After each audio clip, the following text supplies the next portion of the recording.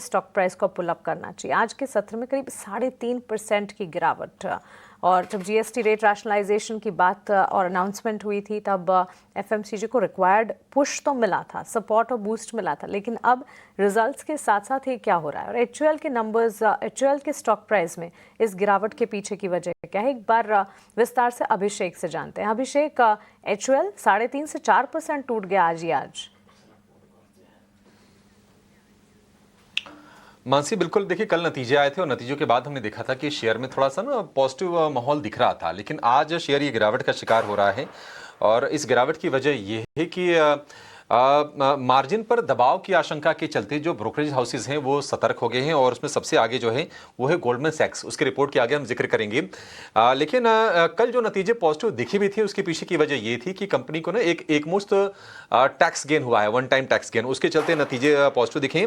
Otherwise GST को लेकर जो चेंजेस हुए हैं उसके चलते जो ऑपरेशनल प्रदर्शन है वो थोड़ा सा वीक ही रहा है। 273 करोड़ रुपए का टैक्स गेन हुआ है, उसके चलते मुनाफे में हमने करीब 3.5% के आसपास की बढ़त देखी है वाई। और यूके और इंडियन टैक्स अथॉरिटीज के बीच में एक रेजोल्यूशन हुआ है और उसके चलते एचयूएल को ये टैक्स गेन मिला है। लेकिन अगर हम जीएसटी के इम्पैक्ट की बात करें तो उससे थोड़ा सा ना मार्जिन पर इम्पैक्ट आया, और मार्जिन करीब 1% घटकर 23% के आसपास के हैं। जीएसटी रिड्यूस होने के चलते हमने देखा कि एचयूएल के 40% पोर्टफोलियो में हमने प्राइस कट देखे, 1200 एसकेयूज पर इसका असर हमने देखा। और ये तमाम चीजें हैं जिसको लेकर थोड़ा सा चिंतित है गोल्डमैन सैक्स। उन्होंने शेयर का जो लक्ष्य है 2900 रुपए से बढ़ाकर कर दिया है, घटाकर कर दिया है 2850 रुपए।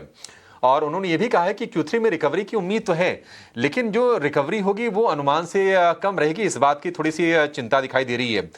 यही नहीं, FY26 की दूसरी छमाही में जो एबिटा मार्जिन है उनका मानना है कि 22 से 23% के आसपास रहेगी, यानी कि यहाँ से कोई हम मार्जिन प्रोफाइल एचयूएल का सुधरते हुए नहीं देखेंगे, ऐसा गोल्डमैन सैक्स का मानना है। और इसी के चलते FY26 से लेकर FY28 तक के लिए उन्होंने ईपीएस यानी कि अर्निंग पर शेयर का जो एस्टिमेट है उसको भी 2 से 3% तक घटा दिया है।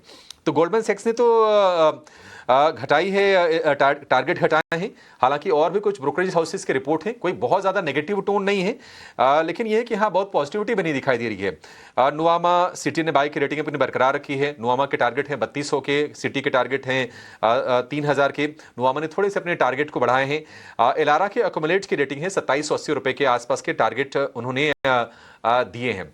तो आगे देखते हैं कि आगे क्या कुछ होता है। अब ये जीएसटी का हो सकता है कि आगे वॉल्यूम वाइज थोड़ा उनको फायदा देखने को मिले, लेकिन हमने ये भी देखा था कि जीएसटी रिडक्शन के अराउंड या उसके पहले ऐलान के पहले कंजम्पशन में डिस्क्रिशनरी स्पेस में तो हमने अच्छा खासा मोमेंटम देखा था, लेकिन एफएमसीजी में शेयरों में सुस्ती बनी रही।